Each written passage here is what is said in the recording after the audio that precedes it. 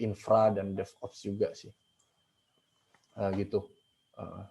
Terus, nah ini sih yang sering kita lihat di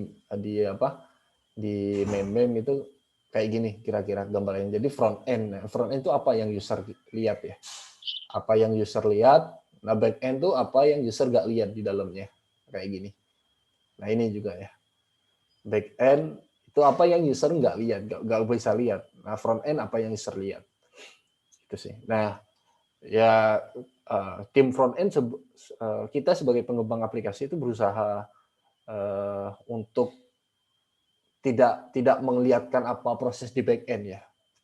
Jadi ya udah, yang kita, kalau back end tanggung jawab kita adalah ya untuk menjamin aplikasi itu berjalan secara benar gitu, terhadap bisnis yang diperlukan, itu bisnis logik yang diperlukan. Nah itu back end. Nah ini ada itu sih, front end back end. Nah yang kita butuhkan sebenarnya weekend ya. Ya. Nah setelah kita tahu itu, setelah kita tahu istilah-istilah tadi, kemudian ini sih, pertanyaannya gimana sih aplikasi-aplikasi di luar itu bekerja dan gimana cara mereka membuatnya. Nah, sebenarnya aku bikin materi ini itu berangkat dari pengalaman pribadi ya. Jadi saat dulu aku kuliah itu, kita selalu pertama emang kita diajarin tentang pola berpikir programming ya. Jadi bagaimana cara berpikir kita untuk memulai sebagai seorang programmer, tapi di sisi bikin program gitu. Ya kita diajarin looping, basic programming dan lain-lain. Nah cuman kita tidak tahu implementasinya, apa yang kita pelajari tentang logika, tentang struktur data, tentang mungkin dulu pernah di struktur ada linked list, ada queue dan lain-lain di aplikasi yang di industri gitu, di aplikasi yang ada sekarang di industri gitu. Nah pas itu aku belum tergambar, benar-benar belum tergambar tentang gimana cara mengimplementasikan programming yang aku belajar di sekolah ini, di kampus ini untuk bikin aplikasi di industri gitu.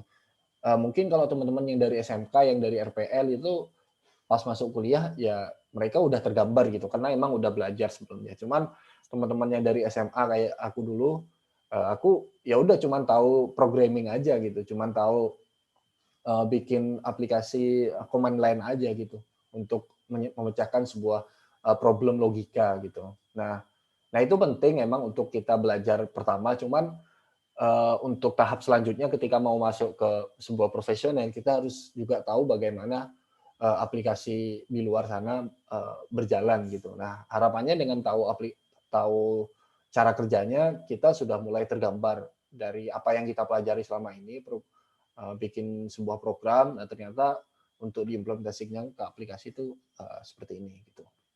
Nah, sederhananya kayak gini ya. Ya mungkin teman-teman udah banyak belajar tentang ini ya. Cuman aku pengen mengulang aja sih. Ya, sebenarnya kebanyakan aplikasi yang ada di sekarang itu cara kerjanya seperti ini. Jadi anggap aja web app ini adalah klien ya. Web app ini nggak hanya web aja, bisa desktop, bisa mobile, bisa Android, bisa iOS dan sebagainya ya. Nah ini kita sebut sebagai klien. Nah klien ini berkomunikasi dengan server gitu. Klien ini berkomunikasi dengan sebuah server. Nah di server ini ada apa sih? Nah di server itu ada database untuk menyimpan data. Kalau emang aplikasi itu butuh menyimpan data, dan butuh sebuah application programming interface. Nah ini nanti API yang disebut API. Nanti API ini aku jelasin sendiri ya. Cuman intinya ketika kita bikin sebuah program yang dulu kita pelajarin untuk nyelesain masalah gitu, program. Nah itu nanti akan kita taruh di sebuah server gitu, di sebuah web server. Nah untuk ngehandle request gitu, untuk ngehandle request dari klien. Nah contohnya kayak gini, misalkan di ruang guru ya, di ruang guru itu ada halaman, kita memunculkan course, kita memunculkan mata pelajaran dari kelas yang kita pilih gitu. Nah si klien akan minta gitu, si klien akan request ke user melalui API, akan request, aku minta mata pelajaran berdasarkan kelas ini, mata pelajaran kelas B gitu, atau kelas 4A gitu. Nah, nanti di server, nah ini di back end, kita akan memproses request itu, kemudian ngambil ke database kalau memang perlu, dan mengembalikan sesuai apa yang dia request gitu. Nah, pertanyaannya adalah gimana cara server tahu gitu apa yang klien minta gitu. Nah itu makanya ada interface gitu, ada application programming interface, ada API namanya. Nah API ini bentuknya bisa beragam-ragam ya, nggak hanya RESTful, nggak hanya apa, cuman sekarang yang paling populer kan REST ya, yang paling populer itu REST. Nah mungkin gampangannya kalau di REST itu ya untuk mengetahui apa yang klien minta ya kita dari pet itu ya, dari pet endpoint itu kan biasanya ada API V3 user misalkan, atau API V3 berapa. Nah kalau misalkan di endpoint API V3 user edit misalkan, nah itu berarti klien meminta untuk mengedit user. Kemudian misalkan API V3 user list gitu, berarti klien meminta untuk data list user gitu, list dari user. Nah ini, kemudian di mana front end dan di mana back end gitu. Nah di front end itu yang ada di ini, front end yang ada di klien, sedangkan back end yang ada di web server gitu, yang ada di server ya, back end. Nah itu sih, jadi bedanya di sini. Nah internet ini sebuah protokol untuk berkomunikasi ya. Simpelnya kayak gitu. Jadi cara bekerja sebuah aplikasi di luar sana kayak gitu. Nah, jadi apa sih API itu? Jadi aku ambil dari Red Hat. Nah ini, jadi API is set of a definition and protocol for building and integration application software gitu. Jadi API ini adalah intinya sebuah jembatan ya, sebuah jembatan yang menghubungkan antara satu aplikasi dengan aplikasi yang lain gitu. Apapun itu ya. Jadi apapun itu, jadi API ini sebagai jembatan. Nah, singkatannya adalah Application Programming Interface gitu. Nah, kenapa disebut interface? Mungkin kalau teman-teman di kuliah atau di sekolah belajar OOP, mungkin udah tahu yang namanya abstraction ya, abstraction. Nah, interface itu sama kayak abstraction. Jadi yang penting kita tahu kontraknya aja gitu. Yang penting kita tahu cara mengambil data user gitu. Caranya cuman ya misalkan manggil API ini, API V3 user gitu misalkan. Kita nggak perlu tahu bagaimana API itu dijalankan gitu. Kita nggak perlu tahu implementasinya gitu. Dari bagaimana API V3 user itu berjalan. Kita cuman tahu interface-nya aja, cuman tahu kontraknya aja. Nah, dia disebut interface karena dia bisa diimplementasikan di banyak programming language gitu. Yang penting misalkan kamu mau pakai Python, mau pakai Golang, mau pakai Erlang, mau pakai PHP dan lain-lain, yang penting kamu bikin sebuah sebuah APV3 user. Nah, itu nanti sesuai kontrak dengan front end. Nah, itu juga udah disebut API gitu. Makanya dia disebut interface karena bisa diimplementasikan di mana aja gitu. Application Programming Interface. Simpelnya mungkin kayak misalkan ketika kita mengendarai motor atau mobil gitu. Ketika kita nginjak gas, kita hanya tahu, oh gas ini tujuannya untuk bikin mobil jalan gitu kan. Kita nggak perlu tahu gimana gas itu bekerja kan. Gimana gas itu bekerja, mesin bekerja, ngambil bensin, ngambil pembakaran dan lain-lain. Kita nggak perlu mikir itu. Yang penting kita tahu ada gas, kita injak, jalan gitu. Nah, itu sama sebagai application programming interface. Itu sebuah abstraction sebenarnya dari sebuah aplikasi. Nah, kita bisa berkomunikasi lewat situ. Jadi itu API. Nah, ini dikit aja. Jadi API berdasarkan policy itu ada private, partner, dan public. Gitu. Ya private ini yang kita pakai untuk aplikasi kita sendiri gitu. Jadi nggak tidak sembarang orang bisa mengkonsum API kita. Nah, itu private. Nah, partner ini mungkin seperti ini ya. Partner itu tidak benar-benar di open API ke publik, tapi dia dikhususkan untuk partner. Misalkan payment gateway dan lain-lain gitu. Nah, itu partner. Nah, kalau publik, nah itu open API ya, yang bisa kita coba-coba sendiri gitu. Contohnya banyak di Google itu API open API punya Google, misalkan API Map, API apalagi API tentang wilayah dan lain-lain, itu publik gitu, di open emang untuk dikonsum oleh orang banyak gitu. Nah, itu tipe API berdasarkan pulsa. Nah, ada juga API berdasarkan kontrak gitu ya. Nah, sebenarnya ada banyak ya, ada REST API, terus ada gRPC, ada REST, ada RPC ya, bukan gRPC. Kalau gRPC itu punya Google ya, makanya dia ada G di depannya. Google RPC. RPC itu Remote Procedure Call, ada webhook, ada yang lain lah, banyak. Cuman yang aku bahas saat ini fokus ke REST dulu, karena yang lebih mudah dipahami dan yang banyak dipakai oleh perusahaan-perusahaan software gitu. Meskipun sekarang juga gRPC lagi hype gitu. Cuman ya nanti kalau mau bahas gRPC mungkin ada sesi lain ya, biar lebih fokus aja. Yang penting kita tahu cara kerjanya aja dulu, nanti untuk bahas advance di sesi lain aja. Nah, jadi API itu bentuknya apa sih? Application Programming Interface itu bentuknya apa ya? Ya, jadi bentuknya dia kayak gini. Kalau di REST dia ada alamat kayak tadi itu. Kayak tadi aku bilang bagaimana server itu tahu apa yang diminta oleh user. Jadi dia punya sebuah alamat gitu kalau di RESTful ya. Punya sebuah alamat dan punya sebuah balikan gitu. Nah, balikan ini biasanya yang umum dipakai adalah dalam bentuk JSON ya, dalam bentuk JSON. Ya, alamat misalkan kayak gini. API user ID 1. Nah, ini adalah tujuannya untuk aku pengen mengambil detail dari user yang punya ID 1 gitu.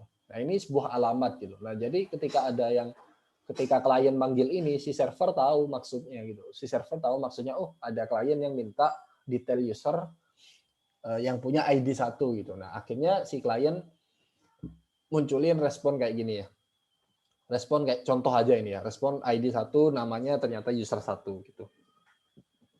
Nah, nanti respon ini yang dipakai oleh klien untuk yaitu untuk ditampilkan ke user gitu.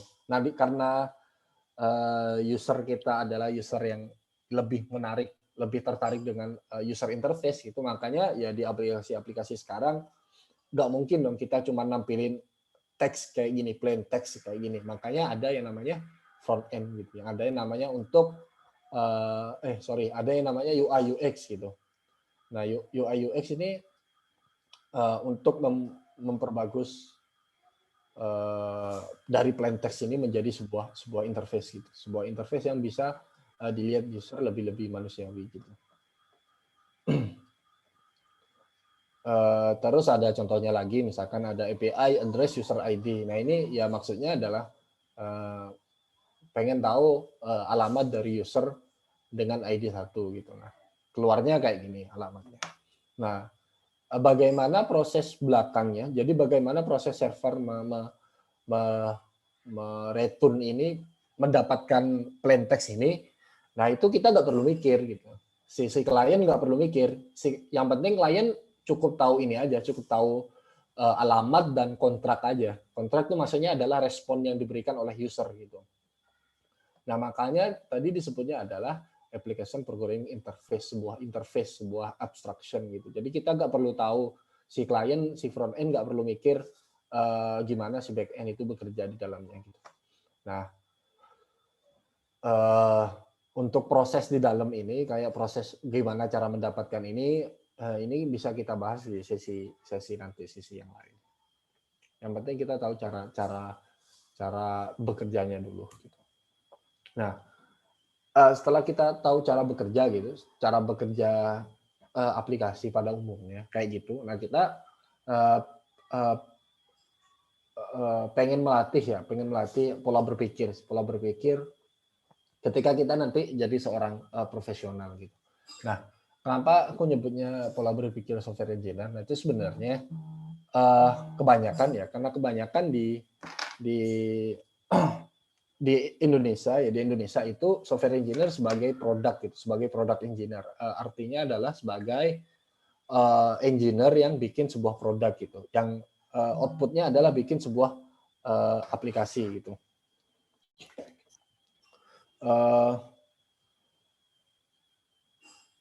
Bentar ya, ada itu.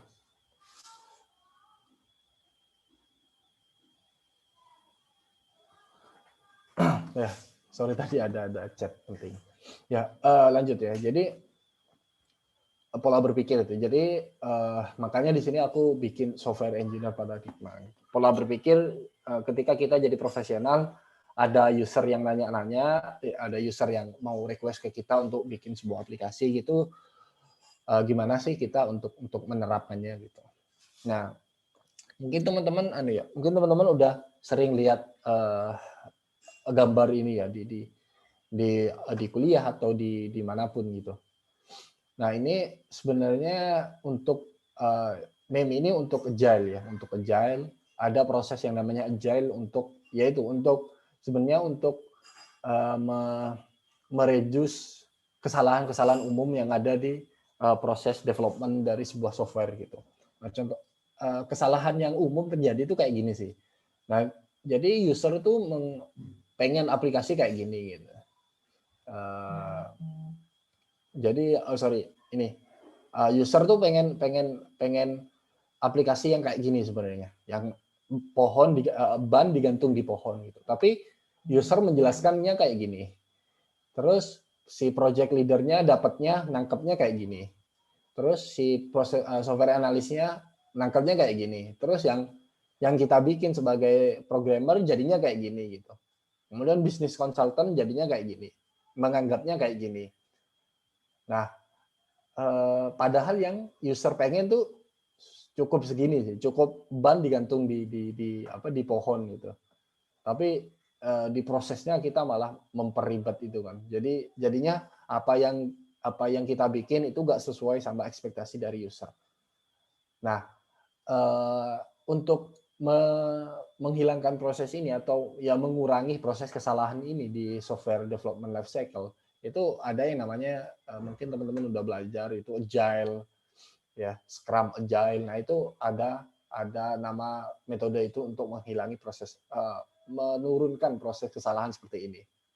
Nah, cuman basicnya sebelum ke Agile kita jangan-jangan jangan-jangan kesalahannya bukan ada di customer mengexplain atau bagaimana project leader mengerti dari customer, tapi jangan-jangan dari kita gitu, dari programmer yang salah nangkep gitu, dari apa yang user minta. Jangan-jangan salahnya di situ gitu. Nah, makanya sebelum masuk ke ini kita harus punya pola berpikir sendiri sebagai software engineer untuk memahami sebuah request dari user gitu. Nah, itu yang pengen aku bahas di pertemuan kali ini sih, di software engineer paradigma gitu. Nah, contohnya kayak gini ya. Contohnya di aplikasi Ruang Guru gitu. Misalkan ketika misalnya ada user gitu, ada orang produk gitu ya. Orang yang pengen bikin aplikasi gitu. Tanya ke kita, "Oh, aku pengen bikin aplikasi kayak gini." Jadi aku pengen bikin aplikasi sebuah pembelajaran yang dia bisa milih kelas, kemudian setelah kelasnya dipilih, dia bisa milih kurikulum, dan setelah milih kurikulum, si mata pelajarannya keluar gitu. Nah, sebagai seorang programmer gitu, apa yang kita lakukan setelah mendengar sebuah request kayak gitu? Nah, kita nggak mungkin langsung ngoding kan. Kita ya pasti butuh berpikir dulu gitu. Yang diminta oleh user apakah memungkinkan untuk diimplementasikan atau enggak gitu. Apakah ini bisa diimplementasikan oleh seorang programmer di sebuah programming atau enggak gitu. Nah, makanya sebuah paradigma itu penting sih. Jadi ketika ada request kayak gitu, kita bisa nggak sebenarnya cukup dari request ini, cukup dari user interface ini, kita juga bisa menganalisa nanti kira-kira gimana sih skema struktur datanya. Terus bagaimana si klien, si aplikasi, si front end ini berkomunikasi dengan back end gitu. Kemudian bagaimana sih skema dari database-nya. Nah, sebenarnya kalau kita udah punya pola berpikir itu, pola berpikir yang matang gitu tentang seorang product engineer gitu, nah kita bisa mengira-ngira sih sebelum masuk ke coding gitu. Jadi ketika ditanya apakah bisa, nah sebelum kita ngoding pun kita udah tahu jawabannya gitu. Oh ini bisa, oh ini enggak gitu. Nah itu sih intinya. Jadi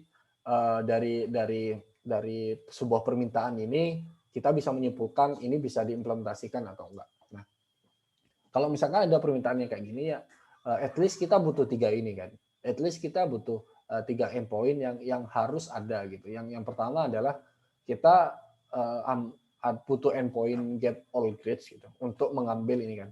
Untuk si klien nanti, untuk si front end ini mengambil kelas ini ya, mengambil list of kelas ini ya. Jadi ada kan kelas 1, kelas 2, kelas 3 itu kan sebuah data kan, sebuah data yang ditampilkan dari back end gitu untuk front end. Nah, makanya kita butuh endpoint untuk ngambil semua kelas ini. Nah, ketika kelas diklik muncul kurikulum. Nah, kalau permintaannya seperti itu ya berarti bisa aja sih sebenarnya kita bikin dalam satu endpoint, cuman ya untuk memudahkan kita bikin satu endpoint lagi aja, namanya adalah get curriculum by selected grades gitu. Jadi kita ambil kurikulum berdasarkan kelas yang dipilih gitu. Misalkan ya ini, kita milih kelas 11 IPS yang muncul kurikulumnya ada 3, ada ke-13 revisi, ada ke-13, ada KTSP gitu. Nah, kemudian setelah kurikulum diklik muncul mata pelajaran. Nah, untuk itu si front end nanti harus memanggil endpoint ini, memanggil endpoint get courses by selected curriculum. Jadi ada ambil course ini berdasarkan kurikulum yang dipilih. Nah, setidaknya kita butuh endpoint itu untuk di front end ya. Di luar mungkin nanti ada endpoint create read update-nya di belakang ya untuk bikin kelas dan untuk update kelas dan lain-lain. Nah, cuman yang paling penting minimal kita harus punya endpoint itu untuk bikin sebuah aplikasi seperti ini gitu. Nah, ketika kita udah punya pola berpikir kayak gitu, kita bisa menjawab ke user, oh ternyata bisa bikin aplikasi kayak gini. Gitu. Nah, kita juga udah punya gambaran sih sebenarnya kalau kayak gini struktur datanya gimana gitu. Ya strukturnya kita tinggal bikin table aja gitu, table kelas, kemudian relasi dengan table kurikulum, kemudian relasi dengan table apa mata pelajaran gitu. Nah gitu. Nah sekarang kita langsung masuk ke ini sih ke prakteknya gitu, ke praktek. Nanti teman-teman bisa coba berpikir terus ya mungkin nanti ada yang mau mengutarakan apa yang dia pikirkan itu boleh sih nanti aku minta. Jadi kita dari yang aku jelasin tadi pengen itu sih, pengen coba kita latih paradigma pola berpikir ketika ada permintaan kayak gini gitu. Jadi di aplikasi Ruang Guru itu ada halaman untuk nampilin bab gitu ya, bab atau materi kayak gini, ada di materi pengertian lingkungan dan lain-lain gitu. Nah, ada sebuah request atau permintaan gitu, sebagai user aku ingin belajarnya berurutan gitu ya, berdasarkan tingkat urgensi gitu, tingkat penting atau enggaknya sebuah materi gitu. Jadi aku pengen belajar dari tingkat yang paling enggak penting dulu, terus atau pengen belajar dari tingkat yang paling penting dulu, pengen belajar di materi-materi inti dulu, kemudian setelah materi inti aku kuasain, aku pengen belajar materi tambahan dan materi prasyarat misalkan kayak gitu. Nah,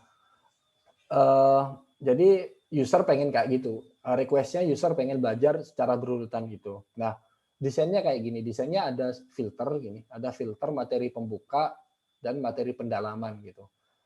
Nah, ketika materi pembuka diklik, nanti yang muncul adalah materi yang berstatus sebagai materi pembuka aja gitu. Kalau di sini aku bagi jadi 3 ya. Ada urgency tab-nya itu ada core, ada additional, ada prerequisite. Nah, kalau materi pembuka ya yang muncul yang materi yang punya status prerequisite aja gitu. Kemudian ketika diklik materi pendalaman yang muncul adalah materi pendalaman aja, additional aja. Kemudian kalau diklik dua-duanya atau enggak diklik dua-duanya itu yang muncul adalah materi yang inti aja, materi core aja. Jadi materi inti yang perlu dipelajari oleh user. Nah, makanya ini as a user I want to filter the materials based on urgency tab. Jadi user juga pengen ngefilter ini, ngefilter materi-materi ini berdasarkan urgency tab ini. Nah, dari permintaan itu kira-kira apa sih yang perlu kita siapin gitu. Nah, teman-teman mungkin cukup berpikir strateginya aja sih. Strategi dari nanti front end sama back end komunikasinya gimana, terus endpoint-nya apa aja gitu. Nah coba teman-teman pikirkan itu, kemudian kalau ada yang sudah langsung ngomong aja, utarakan apa yang teman-teman atau strategi teman-teman lah dari sebuah permintaan ini. Nah itu sih untuk artikelnya. Mungkin Mas Alfi bisa itu ya, bisa ngasih waktu berapa gitu. Mungkin 5 menit cukup kali ya untuk memikirkan ini. Jadi ntar teman-teman kalau ada yang tahu gitu gimana cara mengimplementasinya ini, gak usah detail ya, gak usah detail, cuman kayak tadi aja, kayak jadi strategi aja, strategi teman-teman untuk mengimplementasikan ini gimana gitu. Jadi di front end-nya itu apa yang harus dilakukan, di back end-nya apa yang harus dilakukan. Oh ya, oke Mas Farouk. Nah itu ntar kalau ada misalnya ada yang sudah, ntar bilang aja gitu ya ke Mas Alfi. Siap Mas. Ya ini teman-teman nanti diberi waktu 5 menit ya buat mikirin strategi gimana untuk mengimplementasikan ini contoh case ya. Diberi waktu 5 menit. Untuk yang sudah nanti bisa resen ya teman-teman. Bisa resen atau ketik di kolom chat, nanti bisa interaksi langsung sama Mas Farouknya kayak gitu. Oke.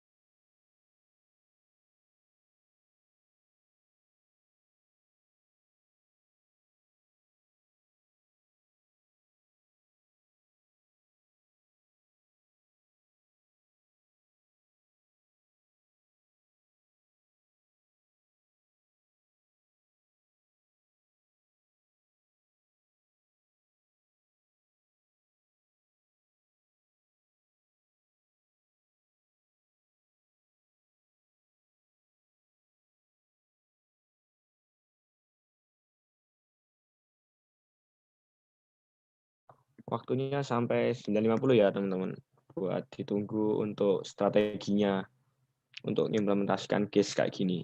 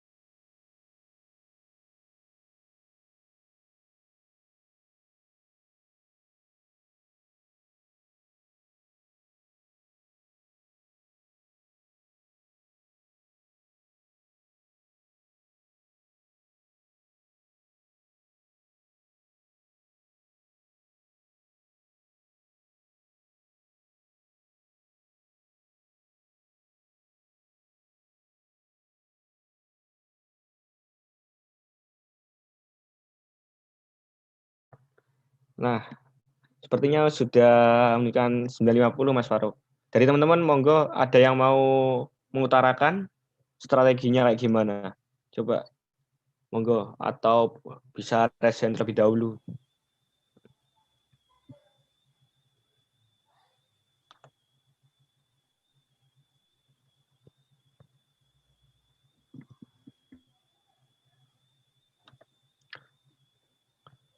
Bebas sih kalau mau berpendapat nggak apa. Ini kan juga kita Iya. sama-sama belajar di sini.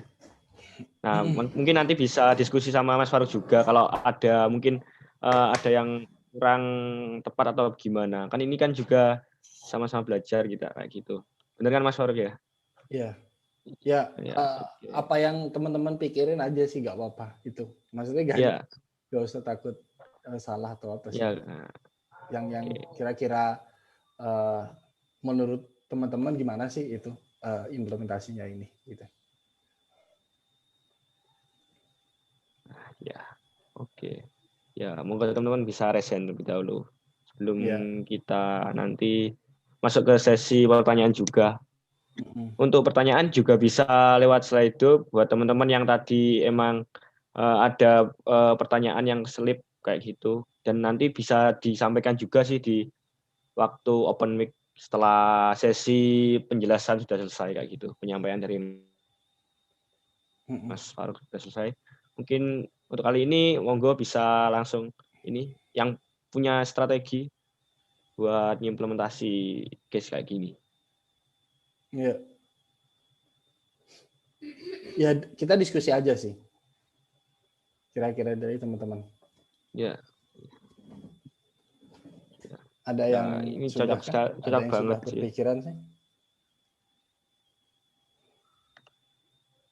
Ada yang sudah kepikiran?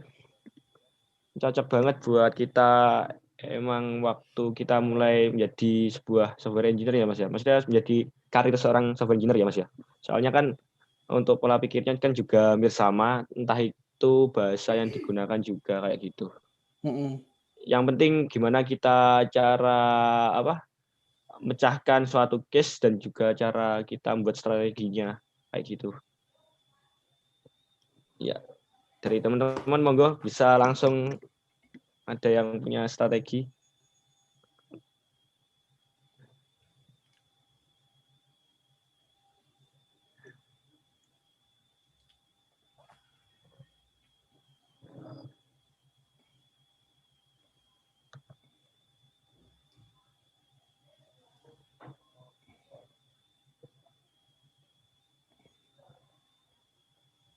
Ya.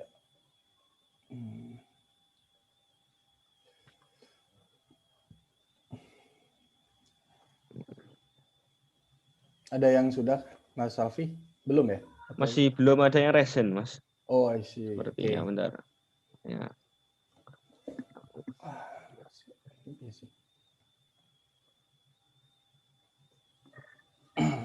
Ya.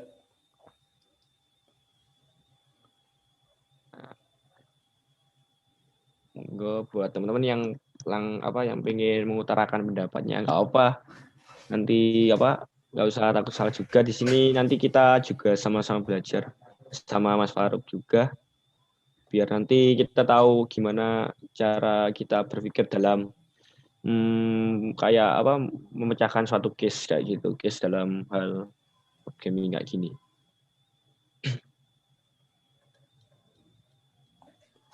Ya. Atau ini waktunya kurang gitu, teman-teman? Mungkin ada yang masih memikirkan juga, masih butuh oret-oretan atau kayak gimana kayak gitu. Mungkin ada teman-teman yang ada yang masih gitu.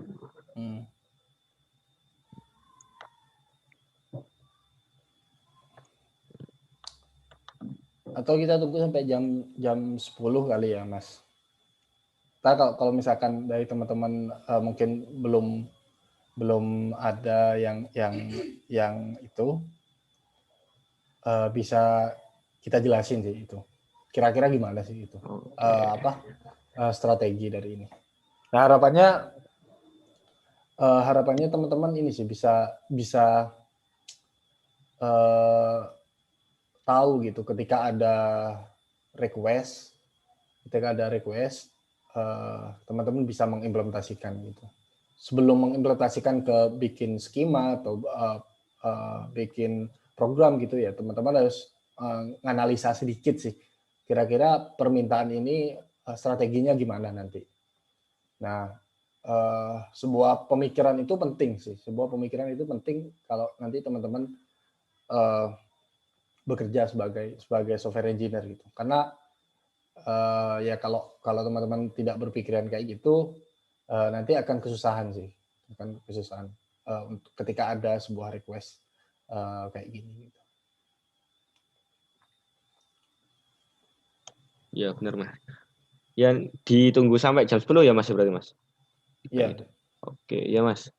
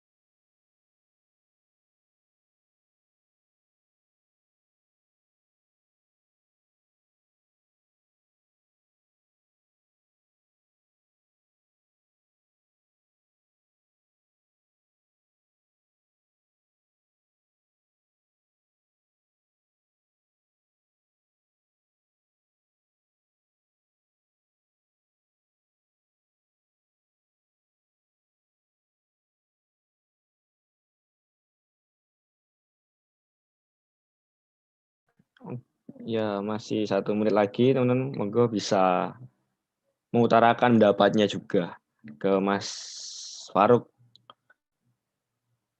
dalam ini membuat strategi case untuk case berikut kayak gitu. Nah, ya udah menunjukkan pukul 10, Mas. Nah, ini masih dari teman-teman masih belum ada yang reses. Mungkin buat kayak gini nanti ini kan juga untuk teman-teman yang mulai karirnya kan Mas di bidang software engineer. Masih mungkin ada beberapa yang masih bingung dalam hal ini, Mas. Jadi ya kayak gitu, Mas, kayaknya. Oke, siap. Oke, ini aku jelasin ya. Ini apa sih? Oh, ini aku jelasin ya. Ini aku jelasin gimana sih kalau ada apa namanya, sebuah request kayak gini. BTW ini apa sih? Ya, jadi ketika ada suaraku jelas gak, Alfi? Jelas Mas. Nggak nge-lag ya? Nggak nge-lag. Ya, oke. Ketika misalkan ada teman-teman bikin aplikasi, terus ada sebuah request kayak gini,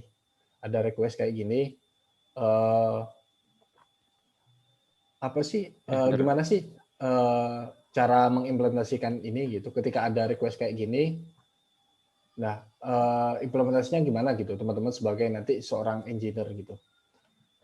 Nah, pemikiran itu sih nanti yang teman-teman latih supaya teman-teman bisa menjawab gitu, bisa mengira-ngira gitu sebelum mulai mengimplementasikan beneran di programming gitu. Karena ya kalau ada request kayak gini, kita harus berpikir dulu sih kira-kira bisa diimplementasikan atau enggak gitu. Enggak mungkin kita langsung bikin program gitu. Itu nggak mungkin sih. Kayak misalkan ya kalau ada misalkan arsitek gitu ya. Misalkan teman-teman seorang arsitek, terus ada yang request gitu, aku bikin rumah yang tanpa atap gitu, tapi nggak pengen kehujanan. Nah itu teman-teman ya mikir gitu. Nah teman-teman mikir bisa nggak diimplementasikan gitu. Jangan-jangan nggak bisa gitu. Nah kalau teman-teman nggak berpikir itu dulu, terus teman-teman tiba-tiba langsung aja bikin rumah, bikin pondasi, terus tanpa atap, terus dicoba ada hujan, ternyata nggak bisa gitu. Ternyata ya emang harus ada penutup gitu untuk menghalau hujan itu gitu. Nah hal kayak gitu sih yang hal-hal dasar yang sebenarnya penting gitu, yang mungkin kalau di awal-awal tidak teman-teman di awal-awal kita sekolah itu belum diajarin gitu. Cuman ya nanti teman-teman seiring berjalannya waktu akan tahu dengan sendirinya sih kayak gitu. Nah kalau ada permintaan kayak gini sebenarnya ada dua gitu. Sebenarnya ada dua yang bisa kita implementasikan gitu strateginya. Yang pertama gitu kan ketika si front end nampilin ini udah nampilin list of materi, berarti kan ada sebuah proses dari klien ya, ada sebuah proses dari aplikasinya untuk ya tadi memanggil API untuk mengambil semua materi kan, gitu. Nah, cara yang pertama adalah ya udah kita bikin aja di materi itu, bikin sebuah atribut baru atau kolom baru, atau ya kalau di database kolom baru, atau kalau di JSON itu atribut baru yang kita sebut tipe urgency ya, tipe urgency type. Nah, nanti masing-masing materi ini punya tipe-tipenya masing-masing gitu. Misalkan pengertian lingkungan ini tipenya adalah core, pengertian terus lingkungan hidup sebagai sumber daya ini pengertiannya adalah additional, urgency type-nya adalah additional, dan seterusnya gitu. Nah, kita tinggal tambahin aja atribut di situ. Kemudian kalau strategi yang pertama adalah kita bikin endpoint aja gitu. Kita bikin endpoint baru untuk ngambil berdasarkan filter. Misalkan ketika di filter core si Android manggil gitu. Misalkan get get course core misalkan, atau ketika additional get course additional gitu. Nah, nanti dari server akan mengembalikan yang sesuai apa yang dia request gitu. Kalau core ya udah core, kalau additional ya udah additional dan seterusnya gitu. Itu ketika implementasi filter. Nah, itu strategi yang pertama sih. Hanya saja di strategi yang pertama ini aku gak nyaranin seperti itu sih strateginya, karena kalau bayangin ketika user itu ngefilter ini banyak kali, berkali-kali gitu ya, berkali-kali, si dari klien akan juga melakukan request ke server berkali-kali juga gitu. Misalkan sekarang aku ngefilter materi pendalaman, nah dari aplikasi request ke server via API tadi, oh aku minta materi yang pendalaman aja, lalu server ngebalikin. Terus ketika materi pendalaman dimatikan, si aplikasi request lagi ke server, oh minta semua materi, terus si server ngebalikan lagi, dan seterusnya gitu. Nah itu kan banyak banget API call ya namanya, banyak banget pemanggilan API ke server. Nah itu aku gak nyaranin sih. Kenapa gak nyaranin? Ya itu karena pertama itu akan terlalu banyak, server akan terlalu banyak nge-handle request gitu, yang sebenarnya cuma di satu halaman ini itu udah ada 3 request setidaknya nanti. Kemudian yang kedua adalah itu akan mempengaruhi latensi. Latensi itu kalau teman-teman latensi itu kayak respon time ya. Jadi itu akan mempengaruhi seberapa cepat ini aplikasi ketika filter ini diklik. Nah itu ya pasti akan ada loading sedikit gitu, karena ya dia si aplikasi butuh manggil ke server. Nah itu di sisi user experience jelek sih, karena ya itu user harus nunggu kan, meskipun cepat gitu, tapi tetap aja harus nunggu, pasti ada loading time gitu di sini. Nah itu strategi pertama, makanya aku gak saranin strategi pertama, karena ada itu sih, ada pemanggilan yang banyak dan pasti ada latensi di situ, ada respon time yang harus ditunggu sama user gitu. Jadi nggak bisa langsung muncul, jadi pasti ada loading time sedikit. Nah itu di user experience jelek ya. Nah terus di strategi yang kedua, itu sama. Jadi kita nambahin urgency type ini di atribut masing-masing pelajaran ya. Di masing-masing mata pelajaran kita tambahkan tipe urgensinya, apakah dia core, additional, atau prerequisite. Nah, si user cukup manggil satu endpoint aja, ya tadi itu manggil endpoint get all materi ya, get all materials atau get all course gitu. Jadi nanti dari backend akan membalikan semua materi gitu, nggak peduli dia tipenya apa gitu, nggak peduli tipenya core, additional, atau prerequisite, pokok semuanya dikembalikan ke klien. Nah untuk filternya nanti di handle-nya di klien gitu. Jadi untuk filter ini materi pendalaman dan materi pembuka, ketika diklik ya udah nanti logic itu si klien nggak perlu call lagi ke server, cukup ya udah logika di lokalnya dia sendiri aja. Ketika materi pendalaman diklik, ya udah aku cuman munculin respon yang dari backend tadi, yang tipenya additional core aja gitu. Kemudian ketika materi pembuka diklik, tipenya kita si klien cuman ambil materi yang tipenya adalah prerequisite gitu. Jadi logic filternya ini ada di klien, bukan di server gitu. Nah itu akan lebih cepat. Jadi ketika diklik filternya ini nggak akan ada loading time gitu. Karena semua data materinya ini udah ada di klien. Karena ya tadi klien minta di awal-awal buka page ini, buka halaman ini ya si klien ini ya udah minta semua materi yang di semua tipe gitu. Nah, jadi itu strateginya sih. Nah, lebih bagus strategi yang kedua daripada yang pertama. Ya, consideration-nya karena tadi sih di strategi yang kedua tuh nggak banyak API call. Jadi si servernya di halaman ini cukup satu kali nerima request. Habis itu sisanya si klien yang ngehandle gitu. Dari si front end-nya yang ngehandle filter ini based on urgency type ini. Nah, Nah, kira-kira strateginya kayak gitu sih. Kalau dilihat ada sebuah requirement kayak gini gitu. Nah, ketika teman-teman udah tahu strategi, aku milih strategi yang kedua gitu, milih yang tadi. Nah, ya udah berarti teman-teman nggak usah bikin endpoint baru lagi gitu. Nah, itu pentingnya sih. Makanya itu pentingnya analisa di awal gitu. Analisa di awal kayak gini gimana strategi yang bagus gitu. Nah, eh, mau nambahin juga teman-teman juga ketika jadi nanti masuk bekerja sebagai programmer gitu ya. Nah, teman-teman juga memiliki pola berpikir yang selain ini juga mempertimbangkan di sisi front end-nya ya, di sisi kliennya. Misalkan teman-teman back end ya, jadi seorang back end. Nah, teman-teman juga memikirkan kira-kira kalau approach yang kedua kayak aku tadi, yang logika filternya ada di front end, itu apakah di front end memungkinkan gitu. Memungkinkan itu teman-teman nggak usah perlu tahu sampai gimana front end itu ngoding dan lain-lain, nggak perlu sih. Cuman yang penting dari pengetahuan teman-teman sebagai seorang software engineer gitu, kira-kira filter di based on atribut ini bisa atau enggak gitu diimplementasikan di front end gitu.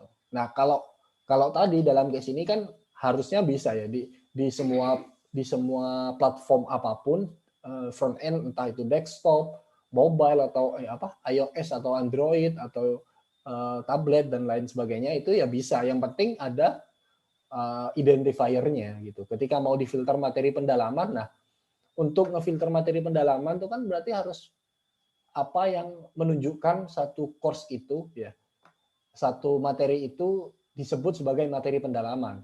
Ya ini ada atribut namanya urgency tab. Itu dari front end bisa gunakan sebagai filter untuk mengetahui course itu ada di tipe yang mana, apakah di tipe core, additional atau prerequisite. Nah, cukup berpikir kayak gitu, teman-teman udah bisa tahu kan, berarti ini memungkinkan gitu di front end. Berarti memungkinkan untuk menjalankan approach yang kedua gitu. Approach yang kedua itu ya tadi filternya ada di sisi klien ya, bukan di server.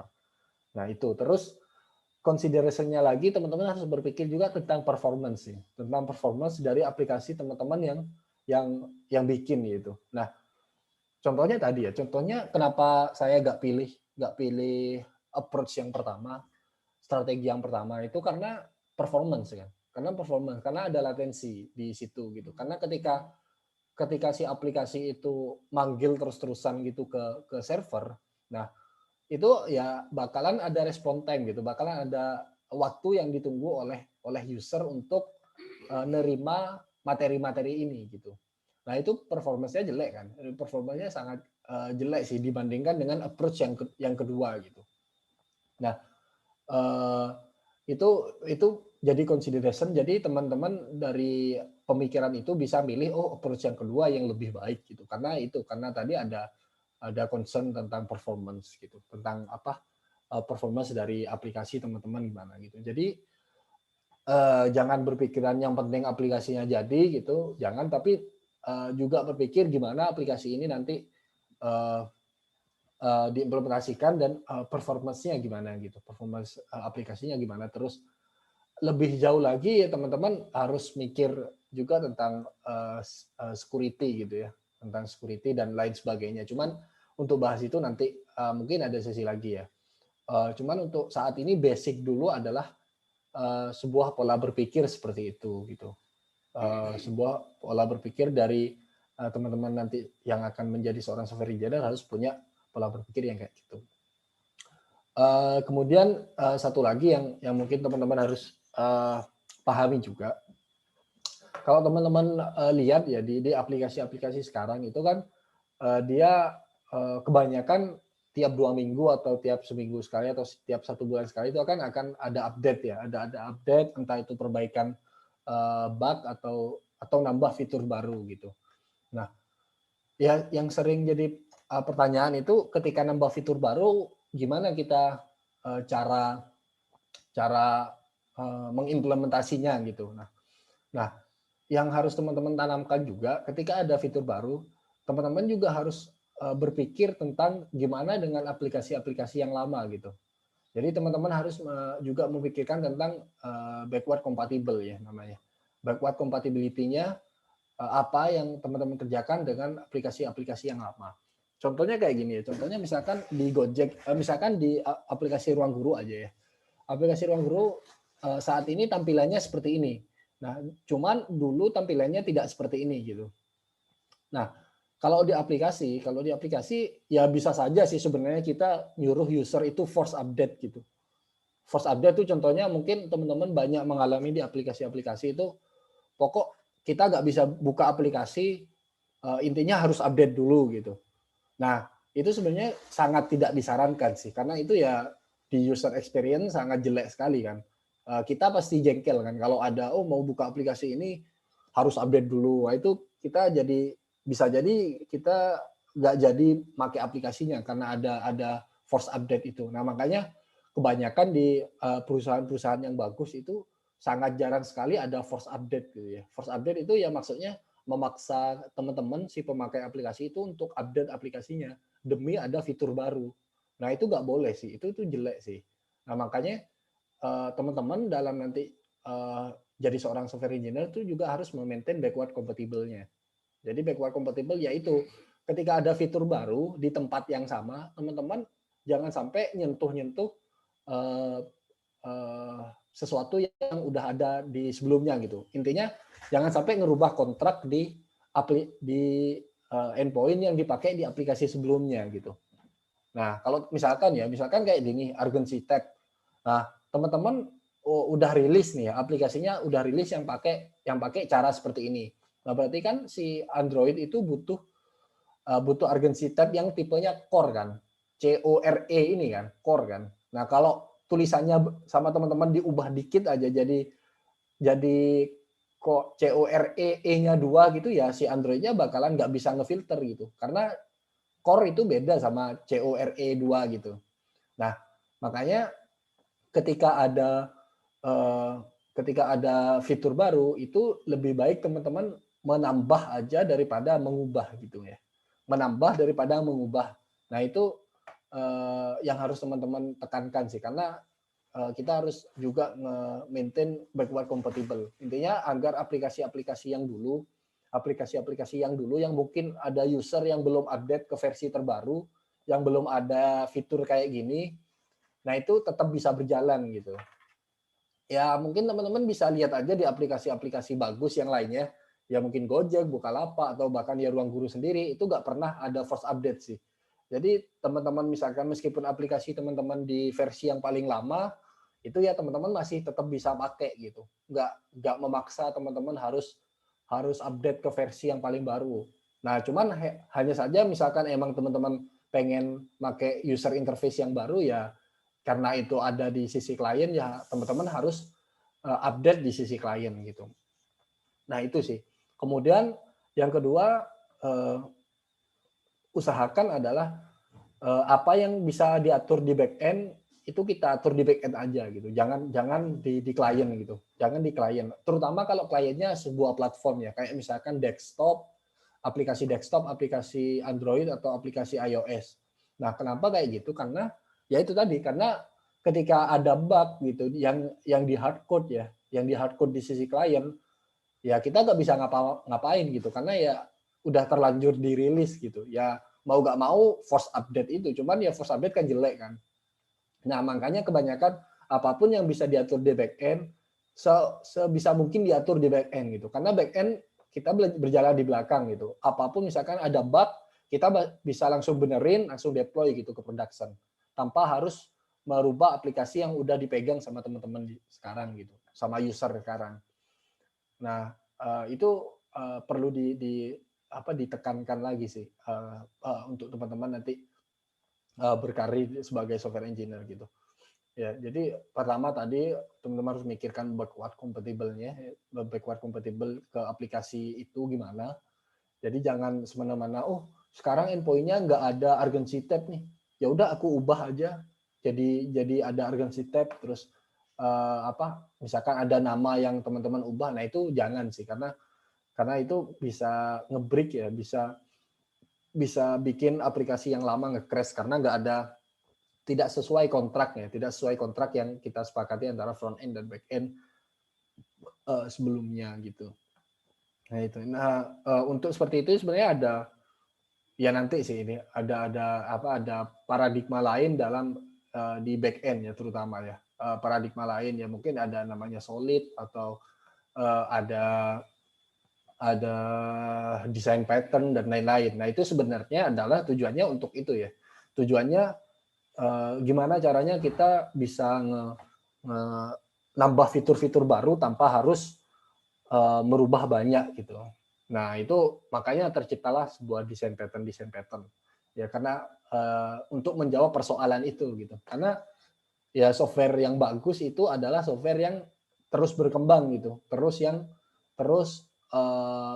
berkembang, terus berubah sesuai apa yang dibutuhkan user gitu. Karena kalau teman-teman bikin sebuah program itu jangan bikin sebuah program yang teman-teman harapkan sempurna di awal gitu. Jangan sih. Kalau misalkan nanti teman-teman bikin sebuah program untuk bikin sebuah perusahaan atau startup gitu ya, bikin sebuah aplikasi, nah usahakan tanamkan yang penting teman-teman bikin dulu aplikasi yang ada fitur utamanya dulu ya. Misalkan kalau teman-teman bikin aplikasi kasir, ya udah yang penting aplikasi teman-teman bisa jual beli aja, bisa transaksi jual beli, nyatet laporan, udah itu aja. Jangan bikin sistem absensi dulu, sistem bla bla bla yang banyak yang sebenarnya itu bukan main-nya kan. Nah, bikin itu dulu, nah setelah itu akan terus diupdate sampai fiturnya lengkap. Nah, dari pola berpikir itu berarti kan sebagai software engineer kita nggak bisa diem kan. Kita ketika ada satu fitur di fungsi A, kita bikin sebuah fungsi A gitu. Nah, kita tidak bisa berharap fungsi A ini akan tetap seperti itu selamanya gitu. Nggak bisa seperti itu. Fungsi A ini akan bakalan terjadi perubahan ya. Bahkan di refaktor kalau teman-teman tahu ya bahasanya refaktor. Nah, makanya ada desain pattern yang intinya mempermudah kita dalam proses development ya, mempermudah kita dalam proses refactoring. Ada namanya buku namanya refactoring, ada design pattern dan lain sebagainya. Itu sih. Jadi tujuan utamanya adalah sama ya. Tujuan utamanya adalah kita tahu software itu akan terus berkembang, nggak mungkin diem gitu. Makanya daripada kita bikin software yang sempurna di awal, terus aplikasinya nggak rilis sampai 5 tahun, sampai 2 tahun. Nah, itu sebuah pemikiran yang salah sih. Karena software apapun yang kita bikin pasti akan mengalami perubahan gitu. Pasti akan mengalami perubahan. Jadi daripada kita bikin aplikasi yang sempurna di awal, karena kita udah tahu nggak ada aplikasi yang sempurna di awal, karena bakal ada perubahan atau refaktor, ya udah mending kita bikin sebuah aplikasi yang bagus, yang programnya mudah dibaca, mudah di-maintain, dan mudah direfaktor kayaknya. Dan cepat dirilis ke user. Ya supaya nanti ketika ada perubahan, kita bisa dengan mudah untuk merefaktornya. Nah, untuk pembahasan itu sebenarnya ada, ya mungkin nanti kalau mau ada di sesi lain ya tentang refactoring misalkan. Nah, itu penting juga menurutku. Cuman untuk basic saat ini menurutku yang paling penting ini sih di pola berpikir seperti itu. Ya kalau dari saya mungkin kira-kira itu aja sih. Mungkin dari teman-teman atau dari Mas Lofi ada yang perlu ditanyakan, bisa langsung ke moderator aja ya. Apapun sih, bisa tentang materi ini atau di luar juga nggak apa-apa sih, terserah. Kalau dari materi ini udah cukup sekian sih. Kalau dari saya yang bisa saya sampaikan, ya semoga bermanfaat sedikit buat teman-teman. Ya semoga juga teman-teman mulai memiliki gambaran lah tentang kira-kira aplikasi itu bekerja kayak gimana, terus pola berpikir teman-teman yang harus dilatih itu kayak gimana gitu. Oke, baik Mas. Wah, banyak banget Mas ya strategi yang